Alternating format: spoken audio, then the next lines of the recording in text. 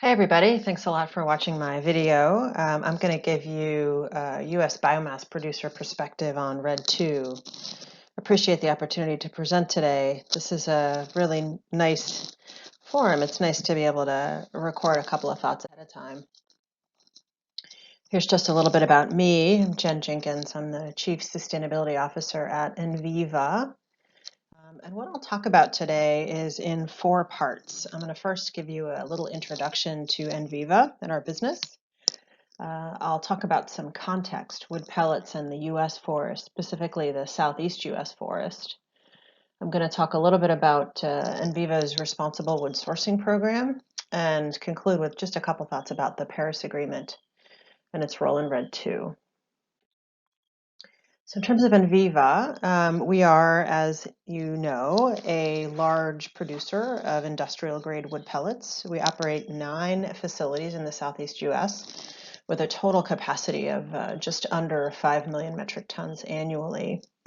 And we ship those pellets from 5 deep water marine terminals in Virginia, Alabama, Florida, Georgia, and North Carolina. This is a map showing our facilities and where they're located. You can see up at in the northern edge of the region here, this is Bethesda, our corporate headquarters, just outside of Washington, D.C. And then our 9 facilities, each one here is a little dark green dot in Virginia, North Carolina, South Carolina, Florida, Mississippi. The orange dots here are plants that are under construction or soon to be under construction. Just in terms of the sort of global supply and demand and the context for ENVIVA as a producer of wood pellets, you can see here our current capacity is just under 5 million tons, and that's our recent acquisition of the Georgia Biomass facility brings us from about just over 4 to just under 5 million tons. And then by 2024, we expect to have about 6.5 million tons annual capacity. And you can see, we are the largest producer in the industry of industrial grade wood pellets, with operations obviously just in the Southeast U.S. Our customers today are primarily in the EU. You can see here in 2019, Durex was our largest customer, accounting for just under half of our pellets that we sold. And then with a few other customers here in Europe, in Denmark, in the UK, in Belgium. But in 2024, our offtake mix will be quite a bit more diverse. We expect to be producing about 6.4 million tons of pellets a year, and they'll be going to customers who are located not only in Europe but also in Japan here, as you can see. So I'm going to talk a little bit about the wood pellet industry and the context for it within the U.S. forest products industry as a whole. This is again, on the right, you see here a map from the U.S. Energy Information Administration that sort of gives you the locations of the various wood pellet production facilities in the U.S. The green ones obviously are facilities that are currently operational, and the red ones are not, currently not operating for whatever reason. The yellow ones are sort of under construction or planned. But what you can see here is that the capacity of wood pellets in the Southeast U.S. is somewhere between, probably around 8.5 million tons a year for all of the pellet producers combined. And this is the data from just 1 month's worth of exports and actually 1 month's worth of production. So the capacity number really here at the top is the graph I'm looking at, the annual production capacity, million tons a year. But the key thing to know about the wood pellet industry is that it really is an integrated part of the overall forest products industry in the Southeast U.S. So this graph here, this column graph on the left, shows you the production of the various types of forest products from 1995 to 2017. So it's just over 20 years of data here. And you can see all the various products that are produced from the forest in the Southeast US. So these blue bars here at the bottom is softwood saw timber. Softwood pulpwood is the next orange bar, that's the next one up. Hardwood saw timber and veneer is this little gray portion of each one of these bars. And then hardwood pulpwood is this yellow portion. And so pellets really are this sort of small green bit at the top of each one of those bars. And you can see that the pellet industry really began to be visible here on this graph, on this, on these columns at about 2011. And another thing to note is that the total harvest of products in million green short tons in 2017 overall for all forest products combined was actually less than the overall production of forest products from that same forest 20 years earlier. Another thing that's from this particular link and a blog post based on a research project that was conducted by Gert-Jan Neighbors and company from Wageningen in the Netherlands. One of the things that they were doing was looking at what is the overall production capacity for wood pellets from the Southeast US. And what they concluded was, the sustainable export potential is around, based on modeling the forest products industry, about 35 million tons of pellets. So if we're at about 8 million tons today, obviously in their view, sustainable potential might be, as much as 4 times that.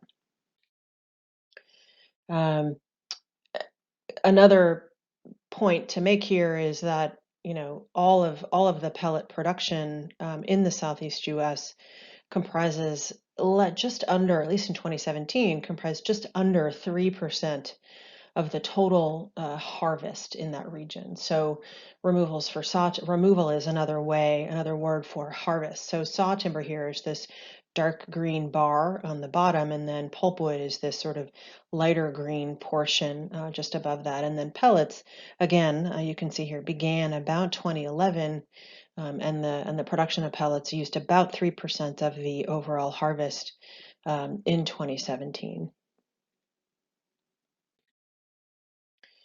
And even though removals or harvests have been about constant, I think I showed you in a couple slides ago that removals in 2017 were not even quite at the point they were in 1995 or so.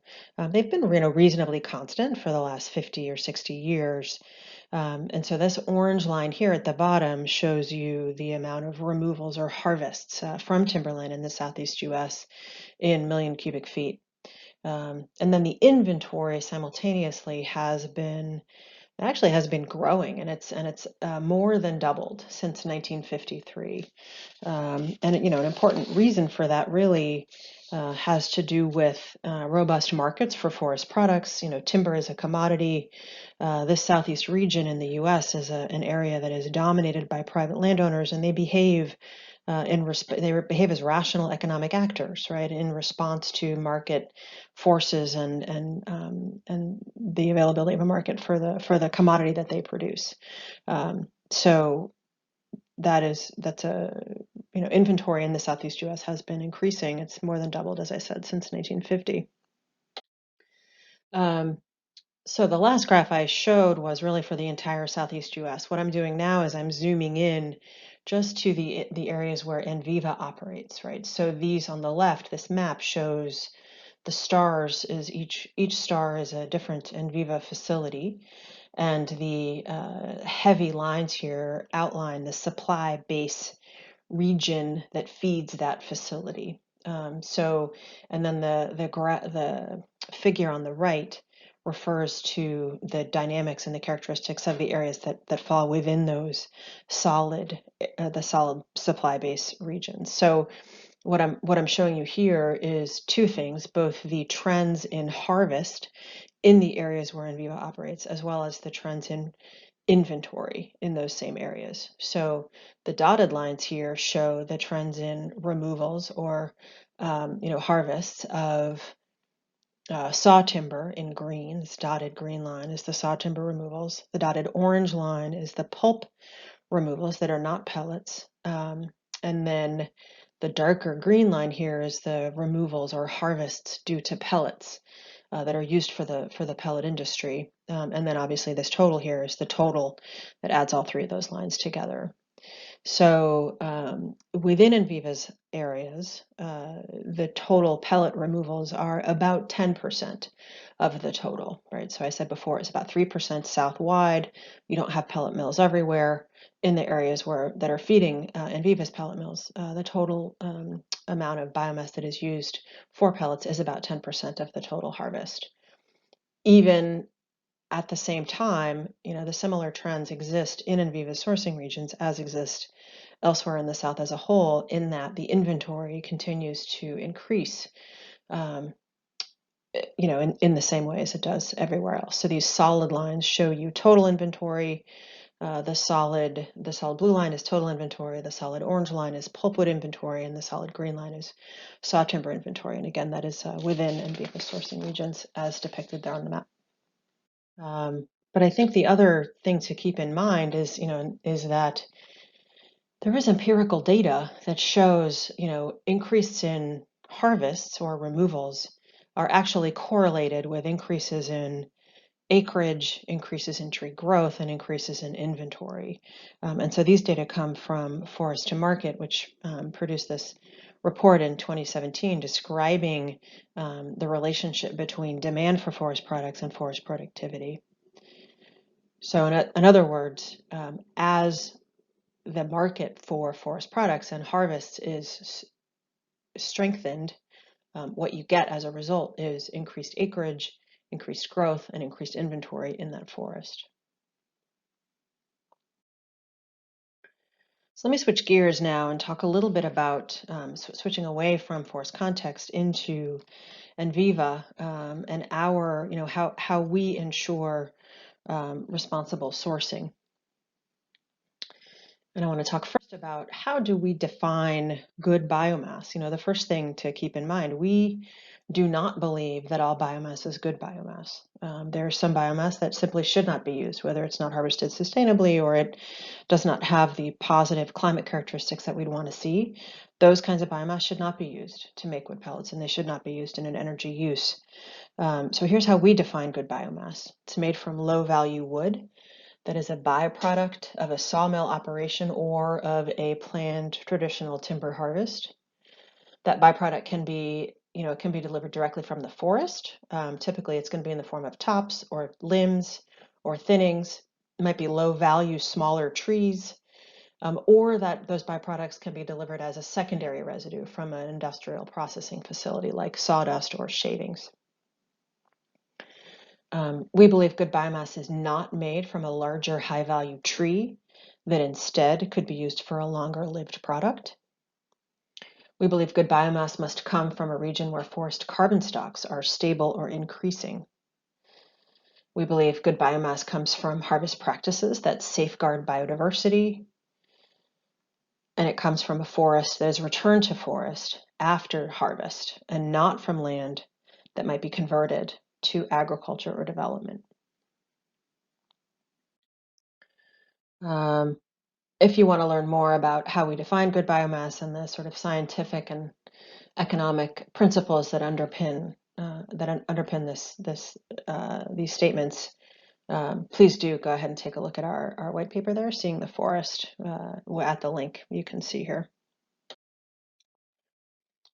The other thing we've done, in addition to laying out what we view as good biomass, we in 2019 rolled out our responsible sourcing policy. And our responsible sourcing policy is our commitment to sustainability in our sourcing. But it's also really how we ensure compliance with our voluntary certification standards and any other required standards and regulatory requirements that do exist in our target markets. And so the responsible sourcing policy that we have has three separate parts. And the first portion here is what we call sustainable forestry standards. And so these are the things that ensure that on a tract by tract basis, we're only sourcing from regions and from forests that meet our strict sustainability standards. And so what that means is we will only source primary material from a supplier when we know that that forest source will be replanted or regrown as a forest and will not be converted to a non-forest use. We commit further that water quality in each harvest area will be protected through adherence with forestry BMPs, and that high conservation values, or HCV forests, are not threatened by harvest activities. The second part of the responsible sourcing policy lays out our commitment to transparency and verification. And this portion really speaks to our pledge to give our stakeholders visibility into our sourcing. So to that end, we maintain strict third-party certification and verification standards, and we hold ourselves and our suppliers accountable to those. We maintain our track and trace system, and I'll talk more about that later, that gives our stakeholders visibility into our sourcing. We commit further to reporting twice annually on our progress toward the goals we've laid out in our responsible sourcing policy. And we pledge to do as well as we can to seek opportunities to improve and to establish continuous improvement in our verification and transparency work. And then the last part of the RSP really speaks to some of these tricky sort of landscape scale issues that we recognize are important to ourselves and to our stakeholders, but that we really, as such a minor part of the overall forest products industry, we can influence them, but we often do not have full 100% control over many of these sort of landscape scale phenomena that we're concerned about. So for these phenomena, what we can do is pledge to do everything we can to establish leadership in these conservation areas. And so our last portion is our pledges in conservation leadership. And to that end, we pledge to collaborate with our stakeholders to help keep the amount of forest land stable or increasing at regional scales.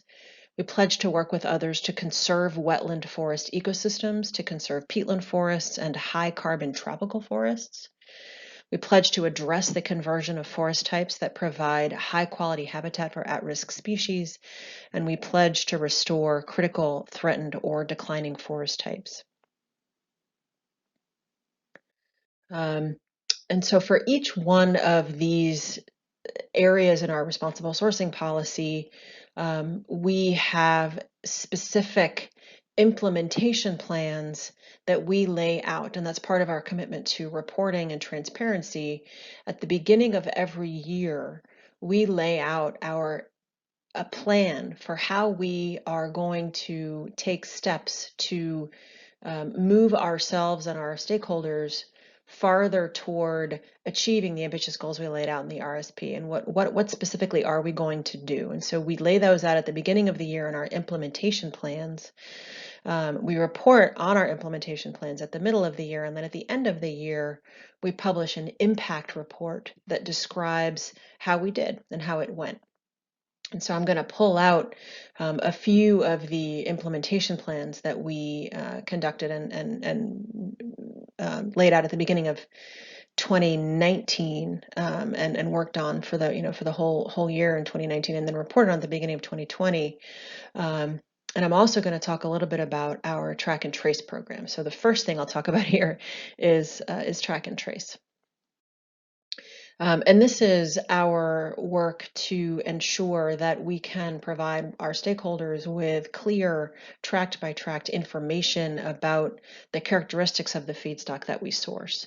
And so we do put on our website a map that shows, if you go to the website, you can see the map that has each individual tract as a little dot on the map. And if you mouse over that dot, it will show you the specific characteristics of that tract in terms of what forest type, who is an owner, or what kind of owner it is, how large was that forest, and then what proportion of that volume went to Enviva as opposed to other forest products industry members. Every 6 months, we endeavor to publish an update, a summary update of where we have sourced from. And so these statistics come from our most recent update, which was just published a couple of weeks ago, that covers Q4 of 2019 and Q1 of 2020.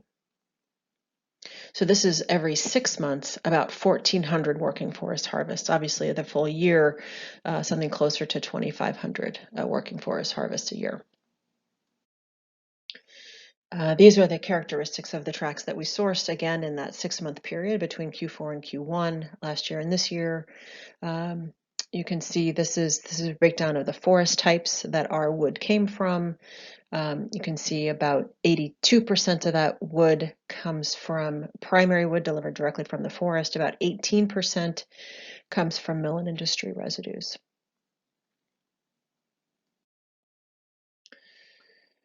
So the Enviva Forest Conservation Fund is one of the provisions or one of the programs that we've established as part of our pledges and conservation leadership. And so the Conservation Fund speaks to our commitment to conserve wetland forest ecosystems. And it was established in 2015. We're about 5 years in at this point. It is essentially it's a way for forest landowners who might have sensitive forest, who might otherwise want to, sell the timber on that land in order to meet financial obligations. If they're interested in, conservation, maybe they have a sensitive forest, but they can't quite make the economics pencil out. Often, conservation is attractive to them, but they just need a little bit of funding maybe to get that over the line, to make it work out financially. And so the Conservation Fund is something that we are really proud of and have worked hard with partners to enable conservation of high conservation areas, particularly bottomland hardwood areas in North Carolina and Virginia. Another provision in our pledges and conservation leadership that we've been working on a lot lately is restoration. So longleaf pine is a forest type that is quite endangered in the Southeast U.S. And we've been working hard to create systems and to use our sourcing of low-value wood as a way to restore longleaf ecosystems. And we can do that in two ways, either by chipping something like loblolly that might be on a site that a landowner would prefer to return to longleaf pine, and then the low-grade loblolly is actually a perfect material for pellets. Another way we might assist with restoration efforts is by going in and taking out sort of an understory that might be choking an otherwise sort of open canopy longleaf pine system. And again, the removal of that low-value, low-grade wood from the understory of the longleaf pine will return that longleaf pine system to its sort of savanna-like open habitat, which is just so much better as a wildlife habitat. So in 2019, we did two things related to longleaf restoration. One is we worked together with the Longleaf Alliance to establish a 5-year longleaf restoration plan. And the second thing we did in 2019 was to work directly with landowners near our Hamlet facility to enroll them in certification and also create longleaf restoration opportunities. And so, look ahead in 2020 for us to be doing a lot more of that. We've been really ramping up our efforts on restoration. And then the last thing really to talk about here is the role of the Paris Agreement with respect to RED II. And so I did take this slide from Michelle's presentation that she gave a couple of weeks ago. As you can see, the RED II criteria are in two categories, both the sustainable harvesting and the LULUCF criteria. In order to meet the LULUCF criteria, of course, the first thing that needs to happen is that the country needs to be a party to the Paris Agreement. But of course, what happens if a country is not a party to the Paris Agreement?